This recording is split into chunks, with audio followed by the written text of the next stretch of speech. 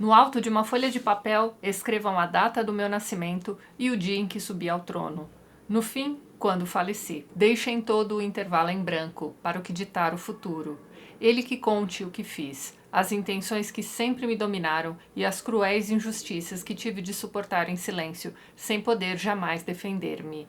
Dom Pedro II, 1888. Olá, bom, hoje então a gente conversa um pouquinho sobre este livro incrível chamado Dom Pedro II, A História Não Contada, de Paulo Resutti. Dom Pedro II, como o próprio epíteto diz, na verdade não é epíteto, é seu título mesmo, né? Foi o segundo e último imperador do Brasil, e seu império durou quase 60 anos. Ele foi o filho caçula do Dom Pedro I e da Dona Leopoldina, e foi também o nosso primeiro monarca nascido aqui no Brasil, mais precisamente no Rio de Janeiro. Ele se torna imperador do Brasil ainda criança, para você ter uma ideia. Olha só, ele tinha 5 anos de idade quando seu pai, o Dom Pedro I, abdica de seu trono em favor de seu filho. Isso acontece em 1831 e assim, pessoal, são vários os motivos que levaram Dom Pedro I a abdicar do trono. E nós já temos aqui no canal um vídeo sobre a biografia do Dom Pedro I e também da Dona Leopoldina, tá? Então dê uma olhadinha por lá, vou deixar os links na descrição do vídeo para vocês. Bem, este livro aqui começa com um prólogo intitulado, olha só, Estavam Todos Doidos. Então o livro já começa te contando como é que foi a partida, às pressas mesmo, da família real para o exílio na Europa. Isso acontece no dia 17 de novembro de 1889, ou seja, 2 dias depois do golpe de Estado que ficou conhecido como Proclamação da República. Vou ler um trechinho aqui do prólogo para vocês, olha só. Os senhores são uns doidos, exclamou Dom Pedro II aos militares que o acompanhavam no embarque às 3 horas da manhã de 17 de novembro de 1889. Posteriormente, em suas anotações, a princesa Dona Isabel lembraria: foi a única frase um pouco dura, mas bem merecida que papai lhes disse.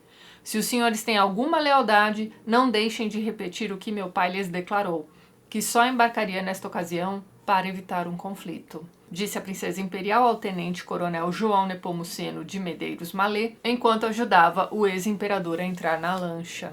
Não bastou um núcleo dissidente do exército, por uma questão classista, dar um golpe de Estado, depor o governo e acabar com o império em 15 de novembro de 1889.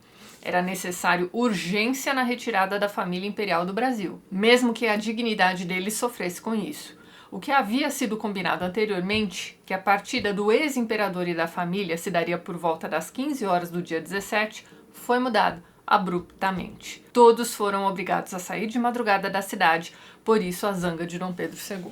E o que se segue é uma descrição dos desdobramentos da partida da família real. O livro já começa interessantíssimo, bem no meio da ação mesmo. E logo depois do prólogo nós temos o livro dividido em 4 partes, sendo a primeira delas Infância e Adolescência, de 1823 até 1840. Depois nós temos O Imperador e o Brasil, de 1840 até 1864. Terceira parte, O Imperador e o Mundo, de 1865 a 1889. E, para finalizar, a quarta e última parte, O Ex-Imperador, de 1889 a 1891, que é quando ele falece.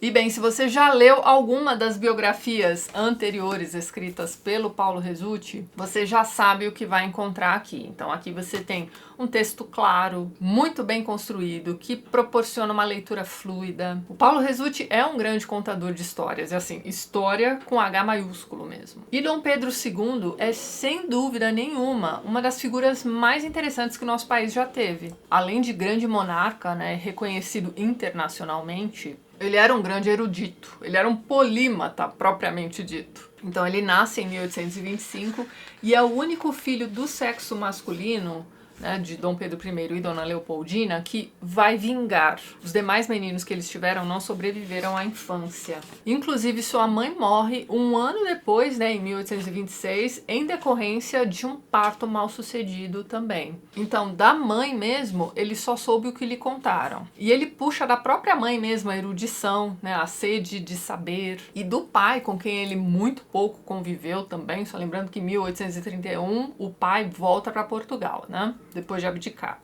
Então, do pai ele puxa uma certa inquietude no quesito do governante mesmo, aquela pessoa que tem vontade de fazer tudo funcionar, tá sempre verificando os assuntos da nação, tá sempre viajando para as províncias. Mas seu reinado não foi tranquilo, tá? Muito pelo contrário. Ele herdou entreveros tanto da época de seu pai, como também entreveros gerados ali durante o período de regência. Então, como esse garotinho foi nomeado imperador aos 5 anos de idade, né, o pai abdica em favor dele, era preciso aguardar sua maioridade para que ele fosse coroado, né, ou seja, isso só aconteceria aos 18 anos de idade. Então, este período em que o garoto estava sendo preparado para ser o grande imperador do Brasil foi ali também o período de regência. Você tinha outras pessoas ali governando o país, certo? Mas o que acaba acontecendo com Dom Pedro II é que a sua coroação será antecipada. Então ele será coroado aos 15 anos de idade. Existe também toda uma questão estética, digamos assim, né? Era preciso fazer com que aquele garoto parecesse mais velho. Para ajudar, ele teve barba bem cedo mesmo. Mas na verdade ele sobe ao trono em 1841, quando ele tinha apenas 15 anos de idade. Aqui você tem que pensar que mesmo um grupo de regentes não dava conta de um país de proporções continentais. Isso já naquela época. Então, assim, eles estavam desesperados para ter uma figura de autoridade. Então, era necessário que Dom Pedro II amadurecesse rapidamente. Para a sorte deles, o garoto realmente era bastante responsável já em tenra idade, né? Inclusive, o povo apoiava também a diminuição da maioridade do Dom Pedro II. Então, aqui também é preciso ter em mente que o povo apoiava Dom Pedro II, que a sua deposição foi um golpe orquestrado por militares e principalmente que a população não apoiava a república. Lembre-se de que tudo foi feito às pressas no meio da madrugada. Mas como eu ia dizendo, o seu reinado não foi um mar de rosas. Entre a sua coroação em 1841 e seu exílio em 1889, ele passou por um problema cabeludíssimo de tráfico ilegal de escravos, que só foi resolvido lá em 1850 com a Lei Eusébio de Queiroz. Aqui a gente precisa dar uma puxadinha da memória ali das aulas da escola, mas então, essa era aquela lei que eliminava a possibilidade de entrada de escravos no país. Depois ele passou também pela Guerra do Prata e finalmente a guerra mais cabeluda de todas, né, durante seu reinado, aí que foi a Guerra do Paraguai. Guerra esta na qual o imperador atuou pessoalmente, hein? Ele chegou a estar na linha de frente também. E passou os 5 anos da guerra se ocupando do recrutamento, dos equipamentos utilizados pelos soldados, da construção de navios. E bem, é dito que cerca de 50 mil soldados brasileiros pereceram nessa guerra, que durou 5 anos. Mas é claro que o Paraguai saiu muito mais prejudicado. Existe uma estimativa de que mais de 150 mil soldados paraguaios pereceram nessa guerra. E guerra, meus amigos, como sabemos, custa dinheiro.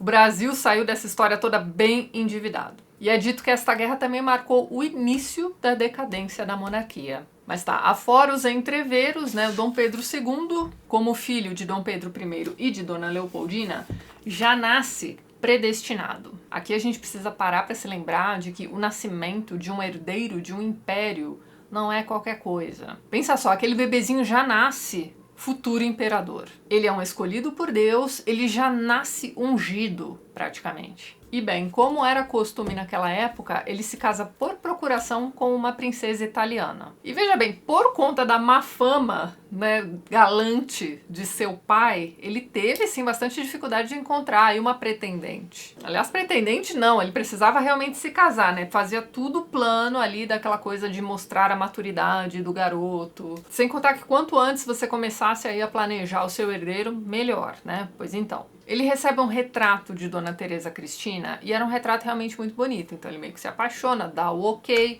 a procuração é enviada. Dali uns meses chega a noiva. E aí ele se dá conta de que o retrato não condizia com a pessoa que ele estava vendo ali. Isso era muito comum dentre os reis de antigamente, né? Lá na história de Henrique VIII tem uma história parecida também, tá? Mas então, a chegada da esposa, que nada tinha a ver com aquele retrato bonitinho, foi uma grande decepção para o rapaz. Mas mesmo assim ele cumpre com suas obrigações, né? Consuma o casamento, eles terão filhos, 4 filhos aliás, né? 2 meninos e 2 meninas, sendo que os 2 meninos não sobrevivem à infância. E as 2 filhas vivem bem até a idade adulta, né? Então você tem a princesa Dona Isabel, conhecida também como a Redentora, e também a princesa Dona Leopoldina, que vai ter uma morte trágica cedo também, mas assim, ela já tinha 23 anos de idade. Ela faz uma lua de mel, salvo engano, logo após seu casamento para a Áustria e será envenenada com água, assim, ela, sei lá, tomou um copinho de água contaminada, não deu certo.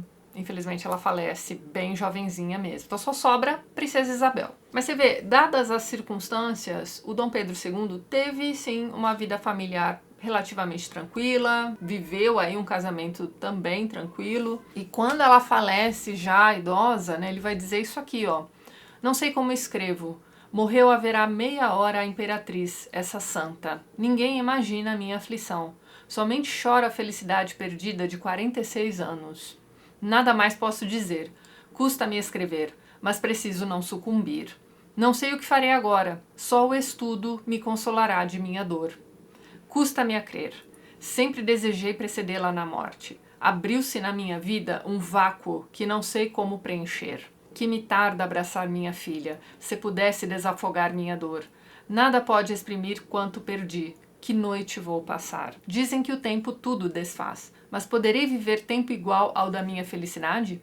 Quando puder, escreverei o que faça aquilatar a minha. Então, dentre muitos talentos, Dom Pedro II também escrevia muito bem e era, inclusive, poeta. Mas mesmo vivendo essa vidinha conjugal tranquila aqui com a Dona Teresa e com a filha e tudo mais, ele teve aí algumas amantes, viu?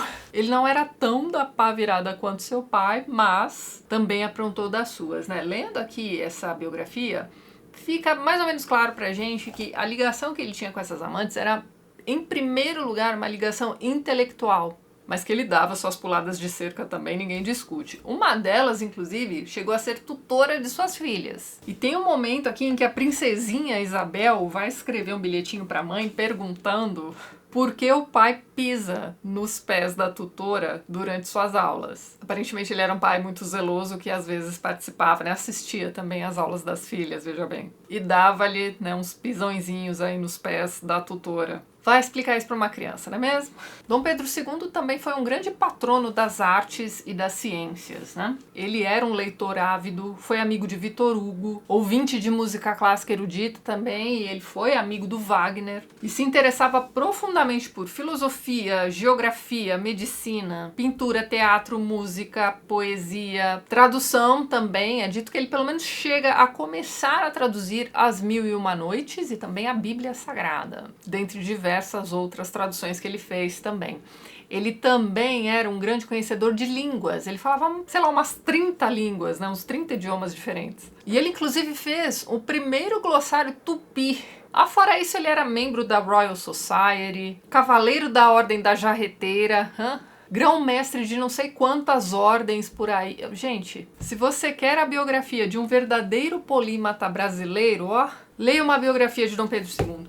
É inacreditável o tanto de coisas que este homem estudava e fazia. O que mais? A Lei Áurea, também assinada por sua filha, vai sair durante seu reinado também, em 1888. É dito que ele estava acamado, aí bem adoentado, mas ele recebe a notícia, né, de que a Lei Áurea foi assinada e ele vai dizer isso aqui, ó: damos graças a Deus, grande povo, grande povo. Ele era um grande entusiasta do povo brasileiro, veja bem. Mas ele também fez inúmeras viagens ao exterior e ele sempre foi muito bem recebido. É dito que em visitas sociais ele se vestia de forma comum, assim, as pessoas nem acreditavam que aquele cara ali era um imperador. E ele também era bastante preocupado com a educação de seu povo. Para você ter uma ideia, ele visitava os colégios da época e ele meio que inspecionava essas escolas, sabe? Não sei vocês, mas quanto mais eu leio sobre Dom Pedro II, mais inacreditável fica que tão pouca gente se interesse por esta figura nos dias de hoje. É claro que vai ter um monte de gente nos comentários dizendo: não, mas eu me interesso também, já li outras biografias. Nós somos uma bolha. Só posso torcer para que cada vez mais gente fora da nossa bolha, né, se interesse aqui por esta figura, porque, gente, sinceramente, este livro é um deleite. É impossível terminar esta leitura e não querer saber mais sobre ele. e sobre este período do nosso país como um todo? Bem, ele morre em exílio, né, em decorrência de uma pneumonia. Vou ler aqui um trechinho para vocês, ó. Às vésperas de seu aniversário de 66 anos, mandou anotar no diário: ano melhor que o passado para mim, desejo a todos que estimo. Não careço de falar da família. Ainda fazia planos. Partiria no dia 6 ou logo depois para Cannes ou para o norte. Ele estava, salvo engano, em Paris. Mas então, no dia 2, no seu aniversário, houve uma missa no seu quarto e o ex-imperador comungou. Os médicos acharam inicialmente sinais de melhora e no dia 3, Dona Isabel e o Conde de, marido dela, né, enfim, voltaram para casa em Versalhes. Mas só para darem com um telegrama de Mota Mai à porta dizendo para eles retornarem. Dom Pedro piorara, ardia em febre e alterava períodos de consciência. Não havia mais nada que os médicos pudessem fazer. A pneumonia atingira também o pulmão direito. No dia 4 de dezembro pela manhã, Dona Isabel pediu um padre que deu a extrema-unção. O ex-imperador, já quase sem voz, ainda conseguira dizer Brasil. Aos 35 minutos do dia 5 de dezembro, Dom Pedro faleceu. O historiador Hélio Viana atribuiu a ele uma última frase antes de morrer em perfeito decassílabo. Olha só. Que Deus faça feliz o meu Brasil. Com a propaganda monarquista ativa na época em que o ex-imperador era vivo, atribuindo-lhe sonetos que ele nunca compusera, isso aqui é verdade. Ele compunha sonetos, mas diversos poemas que surgiram naquela época são atribuídos a ele também, né? E já na época, muitas vezes ele desmentia, e aí ele dizia isso aqui, ó, não é minha, porém não rejeito pelos sentimentos. Ele tinha tirado das ótimas, ele tinha também aquele cacuete de pessoa impaciente, né, inteligente, já entendeu, né, não quer que as pessoas se alonguem muito com ele, porque ele não tem tempo a perder, ele tem 1 milhão de coisas para estudar, né, então era muito comum ele sair andando, né, enquanto as pessoas conversavam com ele, dizendo, já sei, já sei, já sei. E essa aqui também é ótima, ó, não é minha, porém não rejeito pelos sentimentos. Quando alguém atribuir alguma coisa que você não disse a você, você pode usar essa frase aqui também. E aí, veja bem, ele morre na França, depois de um tempão exilado, com muitas dívidas que as pessoas se viravam para pagar ali, porque afinal de contas ele vivia em um hotel de luxo, a conta era exorbitante. Tudo isso está aqui direitinho no livro também. Mas a questão aqui é a seguinte, quando ele morre, seus funerais serão bastante celebrados, né? Não sei se dá para usar esse termo. Bem, existe uma multidão do lado de fora, né? Esperando passar aí o carro fúnebre com, né, os restos mortais do imperador brasileiro. Ex-imperador nesse ponto, né? Bem, enquanto isso, aqui no Brasil, você tinha lá, né, o governo republicano brasileiro tentando ignorar solenemente a morte do imperador, se negando a fazer qualquer tipo de manifestação, né, de pêsames, enfim. E tentando controlar a manifestação do povo também, mas o povo não quer nem saber. Então você tem manifestações acontecendo em diversas partes do país pelo falecimento de Dom Pedro II, ignorando com força aí, né, esses esforços do governo de dar uma abafada aí na perda do imperador. Eles temiam, na verdade, a repercussão que a morte de Dom Pedro II poderia causar. Mas é isso, ao contrário do que muito se diz por aí, ele era uma figura muito querida por seu povo. Lendo a respeito não dá pra negar isso não. E talvez a gente deva reforçar que é preciso conhecê-lo dentro de seu contexto. E fazer um esforço para não cometer nenhum tipo de anacronismo. Porque, pessoal, fazendo isso, talvez vocês entendam também o tamanho da nossa perda. Mas é isso então, pessoal. Eu ainda tenho outras biografias de Dom Pedro II aqui em casa, pretendo lê-las aí ao longo do ano. A gente vai voltar a conversar sobre esta figura. Este livro aqui é uma excelente porta de entrada para esta figura, no mínimo, interessantíssima da nossa história. Vale muito a pena a leitura, não poderia recomendar mais, enfim. Vou deixar o link na descrição para onde você pode encontrar este livro. E é isso então, vou ficando por aqui. Mas antes gostaria de mais uma vez agradecer a todos os apoiadores do canal. Vocês estão vendo os nomes deles aqui ao lado e na descrição do vídeo você também encontra os links para os perfis literários do pessoal que apoia o TLT e que também produz conteúdo sobre livros aqui no YouTube e no Instagram. Caso você queira se tornar um apoiador do canal, já deixo aqui meu muito obrigada de coração. Dê uma olhadinha no primeiro link que eu vou deixar na descrição deste vídeo. E é isso então. A gente se vê nos próximos vídeos do canal. Um beijo grande e até mais.